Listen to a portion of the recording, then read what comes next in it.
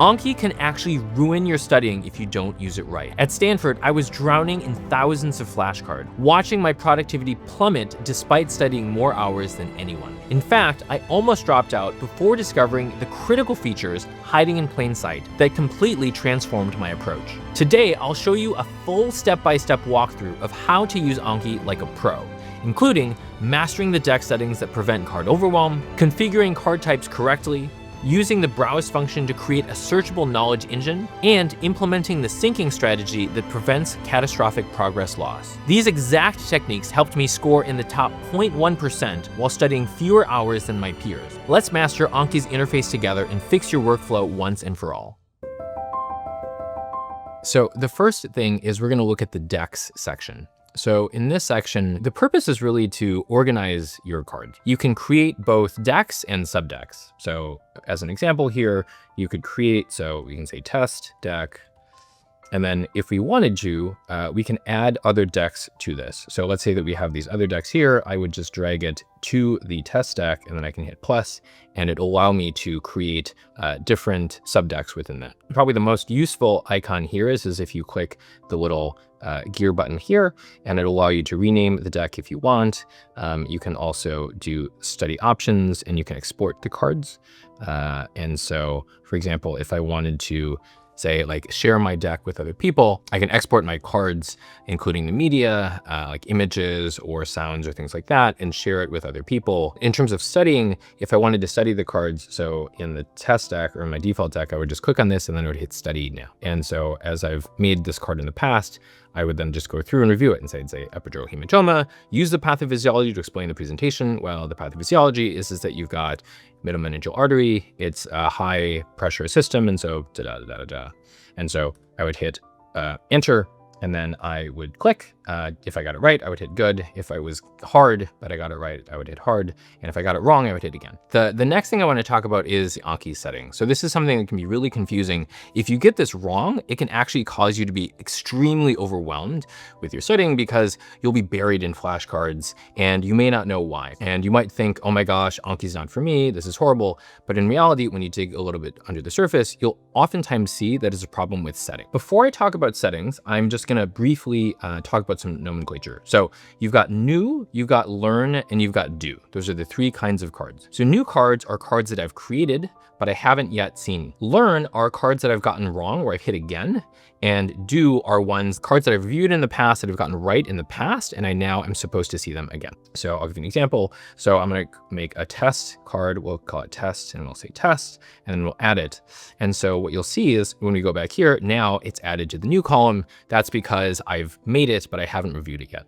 Now, if I were to study this new card, let's say I do this, let's say I get it wrong. If I hit again, or if I hit hard or good, actually in any of these cases, let's say I hit again, it now goes to the learn. There are cards that I got wrong and they're now showing up for me to review again this particular day. And when I review them, they will typically have their intervals be reset. So now that we understand what those different card types mean, now let's go to setting to understand the ideal settings to make sure that you don't get overwhelmed with your card. So generally speaking, for settings, I actually recommend that you keep them at the default settings. And so if you've never used Anki before, that's just what you're going to see. If, however, you're like a lot of people and you played around with this in the past and you've kind of thought to yourself, oh, I want to tweak this because I want to make sure that I remember everything, or I want to make sure that, you know, my memory isn't very good and I need to do a better job of, you know, retaining this information. Oftentimes you'll see people change their settings. And what I generally recommend is that people don't change their settings, because if they change the settings, one of the biggest mistakes that you'll see is that they'll end up having this very overwhelming number of cards that they have to do. And oftentimes it's because of their setting. I would say the only two settings that you should change. Well, so first of all, how do you know if you changed the setting? The first is, let's say that I changed this. So you see how this now has these undo icons have appeared. If you see these undo icons, that shows you that you have changed the setting in some way. And so I would just hit the undo, and then you can restore it to the default. And so that is what I recommend for pretty much all of these things. So I would just scroll down, scroll down, scroll down, and make sure that you now have changed them back to the default settings. The only two that I would change would be new cards, which I generally recommend not doing more than 50 new cards in a day. So maximum, say 50 new cards total. So if you have multiple decks, let's say that I've got a med school deck and I've got my test deck. If I was trying to study from both of those, I wouldn't do more than 25 new cards in each of them. That would be the first thing. And then the second thing is that I would change the maximum reviews per day to some really, really high number that I'll never hit. Now, note that even though this says 99,999, that does not mean that I am actually going to study 9,000. Well, I think it changed it to 9,999, but it doesn't mean that I will study 9,999 cards per day. It just means that the maximum that I will be studying is 9,999. As you can see, right, even though I increased the number, it didn't change the number of cards that were due or that I was learning, because the algorithm was saying that these are the cards that are due on this particular day. Changing the maximum number I can see doesn't change that. One of the problems that people run into is if they keep their setting at, say, like 100, oftentimes it will warn you. But what can happen is that it calculates out, okay, so if you do 20 new cards per day, eventually you are going to have more cards that are due on a particular day than you're allowing the program to show you. People will say, I don't understand why I keep forgetting all this information. I'm doing my Anki cards every day. And you look at the settings and you're like, oh, well, it's because the program wants to show you these cards, but you haven't let it because you've changed your settings from the default. And so what I recommend is, just to be safe, 9,999, and then again, new cards less than 50 total. The next part is the add menu. So the purpose of add is to add new cards or information that you want to remember later. And so what I'm going to show you is how to create a new note or a card within one of the decks. So I am going to open, say, the med school deck, and then I'm going to hit add. And so what it does is now it's opened up the add card window. And the first thing that I'm going to do is I'm going to choose the note type. And so up here, these are probably the options that you're going to see. What I generally recommend is to do the basic and optional reverse card. And so I'm going to choose that. I'll explain in a second how that's going to work. Again, because I've opened the medical school deck, it's going to go in, the deck is going to say medical school. Briefly, the different card types. So you've got basic, which basically means it's just the basic kind of flashcard that you're probably used to. The front is going to be the question, the back is going to be the answer. If you do basic and reverse card, what'll happen is that the front becomes the question, the back becomes the answer. But in addition to that, it'll make a second card that will make the back the question, and then the front is going to be the answer. So for example, if I said capital of France, the back would be Paris. And so this would be the question for one of them, and then Paris would be the answer in the other. But it will also make another card where the Paris is the front of the card, answer is going to be what used to be the front of the card. In medicine, where this can be particularly helpful is that in a test scenario, you might want to know either the condition's name or something about the condition. So let's say that I wanted to know presentation of an epidural hematoma. I might say epidural hematoma, what's the presentation? And then in the back, it would be the presentation. I might, however, also want to know, based on the presentation, what is the condition? Because that is oftentimes more what you're going to see in real life. They're not going to give you the condition's name and then ask you to describe it. They're actually going to describe the condition and then ask you about the name. And so knowing how to make effective reverse cards can be very, very helpful. Basic is, type an answer. Closed deletion is one where I'm not a huge fan of these, but the basic idea is that you'll say like Paris is the capital of France. And then you have the ability to create something where it's going to show you the answer. Paris is the capital of, and then I have to hit, so I clicked on the closed deletion and it created this blank space that now I'm going to use as a prompt to help me remember it. So is the capital of France. It's kind of this cute thing that people can use. The downside that I have found with closed deletions is that I tend to remember a lot of contextual clues. So if I have like a longer string of text, I might remember like, oh, okay, Paris is the capital of, and I might not think about that, but the text might be some sort of clue for me where I'm like, oh, the answer to this card is France. Even though I'm not actually remembering the actual information, it's just this thing that I've kind of memorized and I'm now regurgitating on a card. What I recommend to use is the basic and optional reverse card. And so you may want to make a reverse card or you may not. And so it's nice to have the option of making a reverse card or not. So for example, if I wanted to say capital of France, right, would be the front, and then the back would be Paris, right? If I leave this blank, then it will not add a reverse card. Whereas if I put Y for yes in the back, then it will make a reverse card. So it will give me the option of if I want to do this or not. So you can see now that there are two different cards here because I've added this Y. However, if I delete this, there are times when you're going to want to have only a forward card, and there are going to be times when you want to have a forward and a reverse card. For those, I actually think that in general, it's better to just default to basic and optional reverse card. What this will allow you to do is to always have the forward card. Let's say I wanted to say capital of USA, I would say Washington, DC. If I just add this, right, by itself, then it's only added a single card, right? You can see there's only one card here, and it is capital of USA, Washington, DC. Now, if I type Y here for yes, I don't know if you can actually type other letters here, but Y is the one that I've always defaulted to. So if you type Y here for add reverse, you see now how it's added a second card. So that second card is going to be Washington, DC is going to be the question, and then the answer is going to be the front, which is capital of USA. If you delete whatever it is that you typed here in order to make the reverse card, it doesn't actually delete the card, so you'll actually have to manually delete it by going to notes and delete. And so, but you can suspend this card if you want, if you don't want to use that. Because if they're linked, I think that if you delete one, it might actually delete the other one too. So that is the add function. The only other thing that I would add about this is that you can create tags for these cards. Let's say I wanted to do capital. So I would say, capital of UK, which I believe is London. I could add this to capitals. Right? And I could add a reverse card here. And so now it's created this tag. And so anytime I wanted to find cards related to that particular tag, which will become relevant later, I can do that by just searching for that particular tag. I'm also going to link here a video to how to make other cards, which you can find in the show notes. The next feature that we're going to talk about is the browse feature. And so the purpose of browse is really, it's like a search window, or it's a search function to find important information. From the browse window, you can also edit and delete and move or suspend cards, as I was showing you earlier, and you can use it for cram specific information for upcoming tests, which I'll talk about in a future video. And it will default to opening the most recent deck that you have opened. And so here we've got all of my capitals of different countries. Probably the most useful thing to note is all of this information over here. And so what you can do is you can look at either due date, like sort of the timing of them. So when are cards due? Like if they're due today, these are all my cards that would be due today that I'm supposed to be doing. Or I can sort them based on when they were added, and I can look at when they were edited or studied or things like that.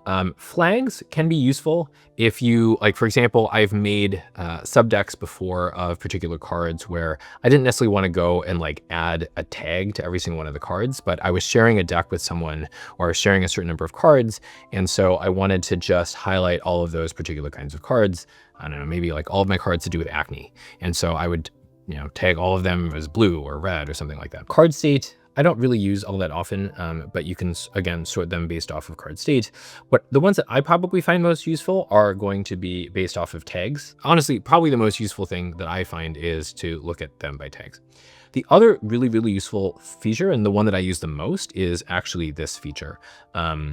And so that's just the search bar. And so I can search for all of the cards that I've ever made based off of particular words. But I think that it's actually really valuable to spell things correctly, in large part because you can search your deck based off of words. And if you misspell it, it's actually not going to find those things. So if I misspelled, say, epidural hematoma, or if I misspelled hematoma, let's say, it would only show me the cards in which I'd spelled hematoma correctly. And as I was showing you earlier, from the browse menu, you can actually just edit the cards. This is the easiest way to edit the cards. Is just to find the card, and then you can just type it into the browse window. It will change the card immediately. And yeah, you can also go to delete cards, and there's a lot of other really useful things that you can do. I can, highlight all of these cards. Let's say that, I had just created a bunch of cards and I realized I didn't make any tags for them. You can actually just hit add tag, and now all of those things can now have my capitals tag, and I can now go down in my browser window and then find all of my cards that are tagged with capitals. And so there's a lot of useful features. These are probably the most common ones that I use in my day-to-day life. Yeah.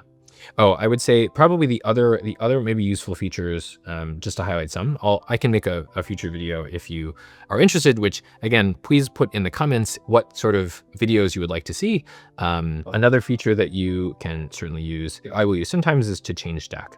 And so if I wanted to say, obviously capitals don't belong in medical school, maybe they would belong in, say, my test deck, or I can add, we'll add a deck here. I can, instead of it being default, we can call it capitals. Right, so I can add a deck here. So now you can see it is in the test deck. It is a subdeck of the test deck and it's called capitals. I'm going to cover this in the future, but there's also the ability to cram specific cards. And so let's say that you wanted to study things separately. You can do that from a special function called creating a filtered deck. And so we won't cover that in this video. Be sure to subscribe to the channel so you can be alerted when we have new videos like that. All right, so the next feature that we're going to talk about is stats. So the purpose of stats is really to monitor your progress, and you can use it to help adjust your study habits. I'm going to show you the stats. What I will say is that most of you are going to want to hit collection because you're going to have multiple decks. And so you don't want to just look at that particular deck, which is going to be the last deck that I opened. Collection is going to be all of the decks that I've ever created and studied from. The most relevant for 99% of users are going to be 3 tabs in the stats menu. They're going to be reviews, answer buttons, and added. I'm going to talk briefly about the other ones, but those are the ones that I'm going to spend the most time talking about. Reviews is going to tell me how many cards did I review, and tell me about those reviews. So if I hover over this, so you can see here, you've got different colors. Note that I am partially colorblind, so you're gonna have to bear with me. But this red color is, I think it's kind of orangish, is learning. So what that means is that there were 8 times that I was reviewing things where I clicked a button. I opened one card and I hit again 99 times and saw it 100 times, then it would count it as 100 reviews for learning. As I could also do 100 cards that I'm learning, which means that they're the new cards that I'm learning from. The new cards are, again, the ones that I have made, but I haven't reviewed yet. And so from reviewing from the first time, those are the learning cards. And so on this day, 11 days ago, I reviewed, because this is a test deck, I had made, I don't know, however many cards. And what this is saying now is that I didn't review anything over the last 9 days in between those. And then today you can see my reviews that I did.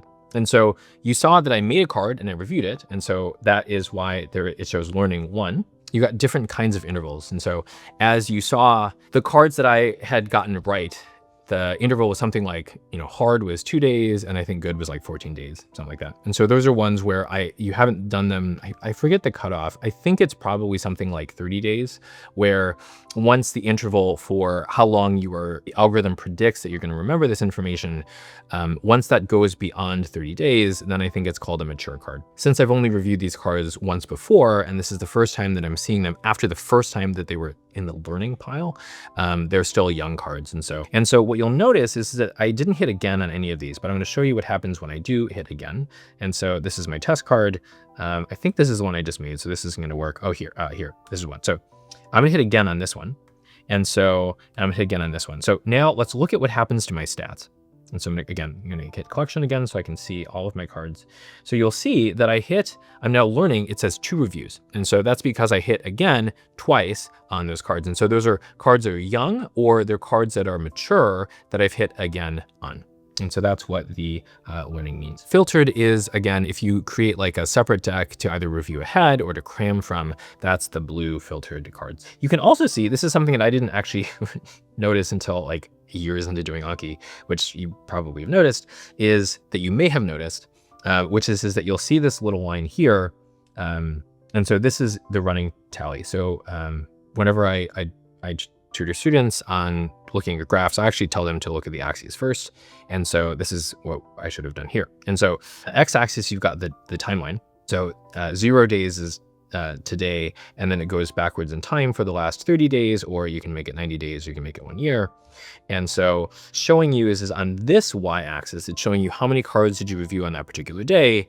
And on this y-axis, you can see the total number of cards that you've done over the time period. So in this case, over the last 30 days.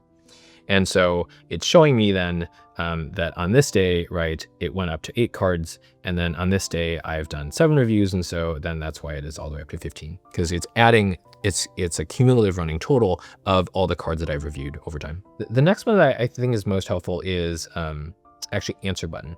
And so what this is telling us is how many times did I hit the various button. I've done a very small number of reviews. This is not particularly representative. So what I'm actually going to show you is my actual stats from my own deck. So I'm going to show you my actual stats for the cards that I have been studying. And so you can see obviously here reviews looks very different because I've been doing my cards, every day pretty much. And so you can look over the past year, I've basically done my cards. There was maybe some exceptions, but I've basically done my cards pretty much consistently for now, like 15 years. But if I look at my answer buttons, okay. So what you can see here is how many times I have hit the various buttons. So you got again, right? So I've got again, hard, good, and easy. Okay, so these are the different buttons. And so if we go back to stats, basically those same buttons. And so we've got again, so 1 is again, hard, good, and easy. And so you'll see how many times and what percentage of the time I hit the various buttons. In my particular case, I almost never hit easy. I pressed it once, I think, for young cards, and it looks like here I pressed it none. And then for new cards, I've pressed it once. So it's like a very, very, very tiny fraction of the time. The vast majority of time I'm either hitting good or hard, and then I will hit again. And so what this number at the bottom tells us is what percentage of the time I was hitting something that wasn't again. So either hitting hard, good, or easy. And so this is useful because I'll see students who are kind of perfectionistic like I am, and they'll be like, well, I don't know. I don't really know this card as well as I think that I do. And so they will hit again. The problem with this is that every single time you hit again, the interval resets. And so it's basically like a new card. And so remember how I said you shouldn't do more than 50 new cards in a day because it will very quickly increase the number of cards that you're doing. Well, hitting again, say double my rate. So I hit again, maybe like, say on average, 12% of the time or 30% of the time, you would be basically adding that many new cards to your deck or new reviews that you have to then review that much more every single day. But this is how people can get to the situations where they are doing thousands of cards in a day and all of their time is spent doing Anki. And they're like, I don't understand. My scores aren't going up. This is overwhelming and horrible. This is why. It's because they're hitting again too often. And so you can get a sense of how often you're hitting again by looking at this. Other thing that you can figure out by looking at how many times you hit again. So sometimes it's because you're a perfectionist. The other reason that people will hit again so often is because their cards are just abnormally hard. And so oftentimes you'll see people put just huge amounts of information on their cards, right? So it might be something like, what are the capitals of France, UK, Uganda, USA, Mexico, Argentina, whatever, like just is really obscene list of things that you have to remember. And of course you're going to forget like at least one of those things every single time. And so you're going to hit again like all the time. It's an example to illustrate that the harder that you make your cards, the more likely it is that you're going to have to hit again. And so there's a balance that you obviously have to strike. And in a subsequent video, we are going to talk lots and lots and lots about how to make excellent cards so that they are useful and connected, but not overwhelming. But just to note that this is a good way for you to check yourself and make sure that your cards are reasonable. But you'll see that I actually don't add that many cards anymore. Reason being that I'm really just trying to maintain the knowledge that I've accumulated over the last 15 plus years. If I find something, I will add it. But oftentimes I am, again, just trying to maintain the knowledge that I've already accumulated, because as long as you don't forget the things that you've learned, it's remarkable what it is that you're capable of. I'm going to talk briefly about the other parts of the Anki stats. Future due is basically telling us like, it tells me the future due date of basically how many cards are going to be due on any particular day. And so I find this like only marginally helpful. Reason being like I'm constantly, again, like I hit again maybe 10% of the time. And so those are going to obviously change the intervals and the cards that I'm reviewing today, obviously, like let's say that I've got a bunch of cards today that are going to have an interval that are going to be in 4 days, right? So due in 4 days, this number is artificially low because it doesn't yet reflect the cards that I have yet to study. Same thing with this. This is just like a heat map. Calendar is just a heat map of how many reviews I've done in a particular day. It's like, I don't know, kind of useful, but I find the reviews panel to be much more useful. Card counts, I think, is a contender for what I would consider to be my top 3. It is useful to know how many cards I have. So you can see I've got about a little bit more than 24,000 cards that are young and mature. And I've got a lot of new cards that I think were cards that I've basically made where I was like, it wasn't worth it to do. And then you can see how many cards were buried and suspended and other things. But it's useful for me to get a sense of how many cards have I actually created. And so I guess I've created more than 24,000 cards now that I'm actually actively reviewing. Review interval is interesting. It's basically telling me like what are the intervals of time that each card that I have that I'm actively, I think it's, but how many cards have like what particular intervals. And so for example, I can see, so this is 95% of my cards. I can see that there are 98 cards that have an interval between 5,401 day and 5,500 days. So basically like 10 years, which is, no, that's not 10 years. I mean, if you can see, I mean, there's some where it's like 9,000 days. Oh my goodness. I have made maybe 24, a little more than 24,000 cards. It takes me only about 30 to 60 minutes in a day to actually review those cards. Think about that. Like, how is that possible? It's possible because so many of my cards are in this very, very long tail of long intervals. And so the 10-year mark is going to be, to say 3,600 and some days, right? All of these cards are basically having an interval more than 10 years. That's remarkable. And, all of these cards starting from like, 300 days, like there's so many cards with here, they have an interval of greater than a year, which means that after I've hit, hard or good or easy, the program predicts, and with relative accuracy, right? I mean, I hit again 13% of the time, right? So with relatively good accuracy, it is predicting that I am going to remember this information for a year or longer for many, many of my cards. So this is how I can have 24,000 cards and only have to study, usually less than an hour per day to recall all that information. Card ease is just telling me when you hit again or hard or good or easy, it's going to change the ease. And so that ease will play into what the interval is. And so if I hit again like a ton of times, then it's going to increase that interval at a very slow rate. And so there are a large number of cards that I've hit again on many, many times. I've learned a lot from that experience, but it's basically, the punchline is that it tends to be the more memorization heavy cards that I tend to forget more easily, and therefore I'm hitting again on them so much. Hourly breakdown tells you when I'm doing my reviews. And so you can see that most of my reviews over the last year have been sort of in the morning times, and then it kind of peters out after that. I have experimented with different times for studying. Oftentimes, if I want to get my reviews done, it's better to do them early because I'm more focused, I have more energy. When I do them later on in the day, I tend to, just get more distracted. And it takes me oftentimes like twice the amount of time. So that was the stats window. Next, I'm going to briefly go over sync, which is going to allow you to study on any device, on your computer, on your phone, on a tablet, on a web browser, say like the hospital or something, and allow you to make sure that the reviews that you're doing in one place are going to show up in another. This is really important to learn how to do, and so I'm going to briefly talk about this. So the first thing you're going to have to do is you're going to have to sign up for an Anki web account. I'm going to link in the description how to set up your Anki web account, and I'm not going to do that here. Let's say I've got 3 different devices. I've got my phone, I've got my computer, and I've got my iPad. Syncing will allow me to synchronize what it is that I've studied and all the information on my particular computer or device that I was just studying from to the server in the cloud. The important thing to recognize is that my devices aren't talking to each other directly. My devices are talking to a server, and then that server is talking to the other devices. Okay, so if you understand that, everything will make a lot more sense. I'm gonna study some cards. This is the card that I was doing earlier. So you can see uncontrolled maternal diabetes, murmur heard potentially on baby, right? So it's a systolic murmur. It's a flow murmur because there's an increase in basically fat and glycogen that happens in the interventricular septum. And so that can narrow basically I'm going to hit synchronize on my phone. And so now what I will do is I'm going to hit synchronize on my computer, and it is going to synchronize it with the computer. I hit synchronize, and so now, right, it says 101 cards, and I've got 2 new cards, and I'm gonna hit synchronize, and now it is going to show me that I just reviewed 2 cards. Okay, so that is how it works. You'll note though that I have to synchronize it first to the server or the cloud, and then I'm going to receive that information here. What's important to recognize is there's one sort of critical error that people make with this, and so I wanna talk about this briefly.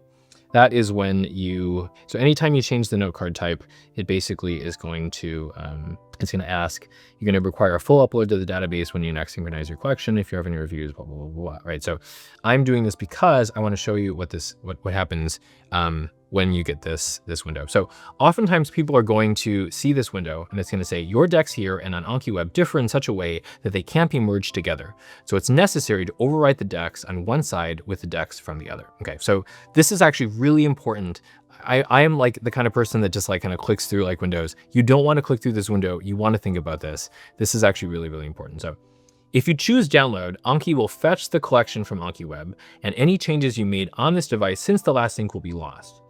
Okay, so what that's saying is that if let's say I studied on my phone and I did all my reviews on my phone, but my computer was the last thing to sync with the cloud, then if I hit download from Anki Web, it's going to delete all of the information from my phone and it's going to just use that information. So like, let's say I just did 100 reviews, it's going to basically ignore that information and it's going to think that my most recent information is actually the stuff that was in the cloud. Instead, if you choose upload, Anki will send this device's data to Anki Web and any changes that are waiting on Anki Web will be lost, right? So again, let's say that if I had just studied on my phone, I would want to upload it to Anki Web because the most up-to-date information is on my phone. So I would want to put that in the server and have that information then be propagated to all of the other things like my computer or my iPad. Really the question that you want to ask, where is the most up-to-date information? Wherever has the most up-to-date information, that should be the thing that uploads to Anki Web. Everything else you want to download from Anki Web, right? And that way, the most up-to-date information is going to the server, and then the server can then spread that most up-to-date information everywhere else. Oftentimes this is not an issue. You know, Anki does a good job of making sure that if I study a little bit on my computer and I study a little bit on my phone or I study on my iPad, like that it will actually, for the most part, does a pretty good job of reconciling those differences. However, there are some things, like I showed you earlier, if you change the note type or things like that, where it will force you to make a decision of which information you want. Now, if you make the wrong decision with this, I've had students where they're like, I don't understand. I keep studying my cards, but I look at my reviews and it shows me that I haven't done any reviews for the last like 14 days. And you're like, that is weird. That shouldn't happen. And what they've been doing is basically they've been hitting download from Anki Web every single time. They'll study it on their phone and the server has this out-of-date information that came from their computer from say 14 days ago, and they keep hitting download from Anki Web. And they're like, I don't understand. I keep seeing the same cards every single day. I check my stats and it says that I've only studied like that particular day, which again, it gets deleted as soon as they hit download from Anki Web. And so they get really confused. So I'm sharing this because these are all the mistakes that people make when they're doing Anki, and I don't want you to make them because they can be really, really, really painful. In this video, we've covered the main section. We've covered decks, add, browse, stats, and sync, which are the most critical features of Anki. If you found this material helpful, be sure to check out our related videos here so that you can learn more about how to use Anki to maximize your studying and accomplish more in less time. Thanks, and we'll see you in the next one.